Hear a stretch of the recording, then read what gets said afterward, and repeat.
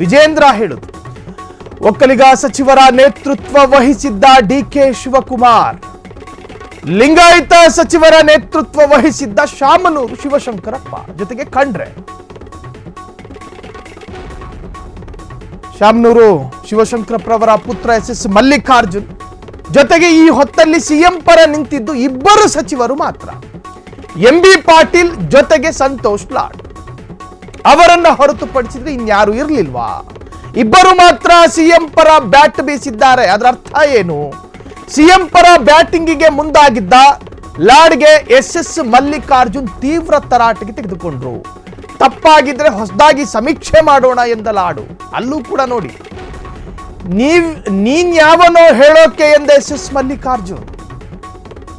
ಸಿದ್ದು ಪರ ಮಾಡಿದ ಎಂಬಿ ಪಾಟೀಲ್ಗೆ ಶರಣ ಪ್ರಕಾಶ್ ಪಾಟೀಲ್ ತರಾಟೆ, ಪರಸ್ಪರ ವಾಗ್ಯುದ್ಧಗಳೇ ನಡೆಯಿತು. ಒಕ್ಕಲಿಗ ಸಚಿವರ ನೇತೃತ್ವ ವಹಿಸಿದ್ದ ಡಿಕೆ ಶಿವಕುಮಾರ್, ಇನ್ನು ಲಿಂಗಾಯತ ಸಚಿವರ ನೇತೃತ್ವ ವಹಿಸಿದ್ದು ಶಾಮನೂರು ಅವರ ಸುಪುತ್ರ ಎಸ್ ಮಲ್ಲಿಕಾರ್ಜುನ್. ಎಲ್ಲರೂ ಸೇರಿ ಸಿಎಂ ವಿರುದ್ಧವೇ ಆಕ್ರೋಶ.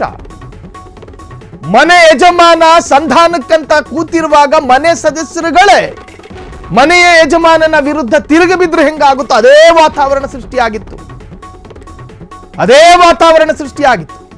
ಇಬ್ಬರು ಮಾತ್ರ ಸಿಎಂ ಪರ ಬ್ಯಾಟ್ ಬೀಸ್ತಾರೆ ಅನ್ನೋದಾದ್ರೆ ಸಿಎಂ ನಿನ್ನೆಯ ಸಚಿವ ಸಂಪುಟದಲ್ಲಿ ಏಕಾಂಗಿಯಾದ್ರ.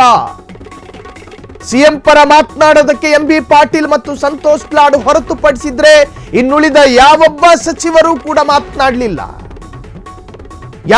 ನೀನ್ ಯಾವನೋ ಅನ್ನೋ ಮಟ್ಟಕ್ಕೆ ಬಂತು ವಾಗ್ಯುದ್ಧ ಅಲ್ಲಿ. ಅರ್ಥ ಮಾಡ್ಕೊಳ್ಳಿ, ತರ ಮಟ್ಟಿಗೆ ಜಾತಿ ಗಣತಿ ಚರ್ಚೆಗೆ ಗ್ರಾಸವಾಗಿದೆ ಅನ್ನೋದಕ್ಕೆ ಇದೊಂದೇ ನಿದರ್ಶನ. ನೀನ್ ಯಾವನು ಅನ್ನೋ ಮಟ್ಟಕ್ಕೆ ಬಂತು ಚರ್ಚೆ.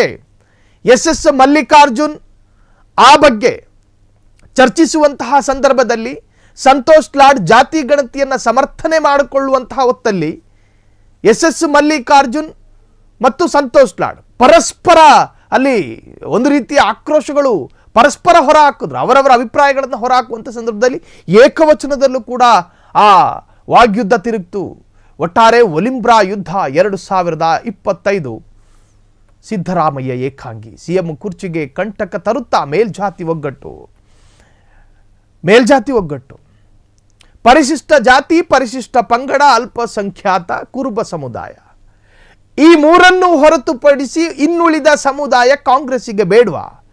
ಇನ್ನುಳಿದ ಸಮುದಾಯ ಕಾಂಗ್ರೆಸ್ ವಿರುದ್ಧ ತೊಡೆತಟ್ಟಿ ನಿಂತ್ರೆ ಆ ಸಮುದಾಯವನ್ನ ಎದುರು ಹಾಕೊಂಡು ಎಲ್ಲಾ ತರಹದಲ್ಲಿ ಕಾಂಗ್ರೆಸ್ಸಿಗೆ ಗೆಲ್ಲೋದಕ್ಕೆ ಸಾಧ್ಯನಾ? ಇದು ಈಗ ಸಿದ್ದು ಸಚಿವ ಸಂಪುಟದ ಕೆಲ ಸಚಿವರನ್ನ ಭಯಪಡಿಸ್ತಾ ಇರೋದು. ಇನ್ನು ಕೆಲ ಸಚಿವರು ಜಾತಿ ಗಣತಿಯ ವಿರುದ್ಧ ಮಾತನಾಡದೆ ಹೋದ್ರೆ ತನ್ನದೇ ಸಮುದಾಯ ಆ ಸಚಿವನ ವಿರುದ್ಧ ತಿರುಗಿ ಬೀಳಬಹುದಾ? ಅದು ಕೂಡ ಆ ಸಚಿವನಿಗೆ ಭೀತಿ ಇದೆ. ಭೀತಿ ಇದೆ. ಎಂಬಿ ಪಾಟೀಲ್ ಮತ್ತು ಸಂತೋಷ್ ಲಾಡ್ ಹೊರತುಪಡಿಸಿ ಇನ್ನುಳಿದ ಯಾವ ಸಚಿವರು ಕೂಡ ಅಷ್ಟರ ಮಟ್ಟಿಗೆ ಸಿಎಂ ಸಿದ್ದರಾಮಯ್ಯರ ಪರ ನಿಂತುಕೊಳ್ಳಿಲ್ಲ. ಇಬ್ಬರು ಮಾತ್ರ ನಿಂತ್ಕೊಂಡ್ರು. ಸಿಎಂ ಪರ ಬ್ಯಾಟಿಂಗಿಗೆ ಮುಂದಾಗಿದ್ದ ಲಾಡ್ಗೆ ಎಸ್ ಮಲ್ಲಿಕಾರ್ಜುನ್ ತೀವ್ರ ತರಾಟೆಗೆ ತೆಗೆದುಕೊಂಡ್ರು. ಸೊ ಆ ಸಚಿವರಿಗೂ ಕೂಡ ಅರಿವಿದೆ, ಒಂದು ವೇಳೆ ಜಾತಿ ಗಣತಿಯ ಪರವಾಗಿ ನಿಂತ್ಕೊಂಡ್ರೆ ಬಹುಶಃ ನನ್ನ ಸಮುದಾಯ ನನ್ನ ವಿರುದ್ಧವೇ ತಿರುಗಿ ಬೀಳಬಹುದು. ಈ ಎಲ್ಲ ಅರಿವನ್ನ ಇಟ್ಕೊಂಡೇ ನಿನ್ನೆ ದಿನ ಪ್ರಿಪೇರ್ಡ್ ಆಗಿ ಕೆಲ ಸಚಿವರು ಬಂದಂಗೆ ಕಾಣ್ತಾ ಇತ್ತು. ಡಿಕೆ ಶಿವಕುಮಾರ್ ಒಕ್ಕಲಿಗ ಸಮುದಾಯದ ಪ್ರತಿನಿಧಿಯಾಗಿ ಇರೋ ತರ ಭಾಸವಾಗ್ತಾ ಇತ್ತು. ಆಯಾಯ ಸಮುದಾಯದ ಸಚಿವರುಗಳು ಆಯಾಯ ಸಮುದಾಯವನ್ನು ಪ್ರತಿನಿಧಿಸೋ ತರ ಭಾಸವಾಗ್ತಾ ಇತ್ತು. ಅಲ್ಲಿನ ಚರ್ಚೆಗಳು ಪರಸ್ಪರ ಜಾತಿ ಗಣತಿಯನ್ನ ಅಲ್ಲೆಗಳೆಯುವಂತಹ ಪ್ರಯತ್ನಗಳು. ಜಾತಿ ಗಣತಿ ಈಗ ವಿರೋಧ ಪಕ್ಷದವರು ಯಾವ ರೀತಿಯಲ್ಲಿ ಜಾತಿ ಗಣತಿಯನ್ನು ವ್ಯಾಖ್ಯಾನಿಸಿದಾರೋ ಅದೊಂದು ಅವೈಜ್ಞಾನಿಕ, ಅದೊಂದು ಅಪ್ರಸಕ್ತ, ದಶಕದ ಹಿಂದಿನ ಲೆಕ್ಕಾಚಾರ, 10 ವರ್ಷದ ಹಿಂದಿನ ಲೆಕ್ಕಾಚಾರಗಳು ಈಗ ಹೆಂಗೆ ಈಗಿನ ವರ್ತಮಾನಕ್ಕೆ ಸರಿಯಾಗುತ್ತೆ ಅನ್ನುವಂತಹ ಪ್ರಶ್ನೆ. ಸಿದ್ದರಾಮಯ್ಯರಿಗೆ ಬೇಕಾದ ಹಾಗೆ ಅದನ್ನು ಕಸ್ಟಮೈಸ್ ಮಾಡಲಾಗಿದೆ. ಅಲ್ಪಸಂಖ್ಯಾತರನ್ನ ಇಲ್ಲಿ ಬಹುಸಂಖ್ಯಾತರನ್ನಾಗಿಸೋ ಪ್ರಯತ್ನ, ಅಪೀಸ್ಮೆಂಟ್ ಪಾಲಿಟಿಕ್ಸ್ನ ಭಾಗ, ಇದೊಂದು ರೀತಿಯ ವೋಟ್ ಬ್ಯಾಂಕ್.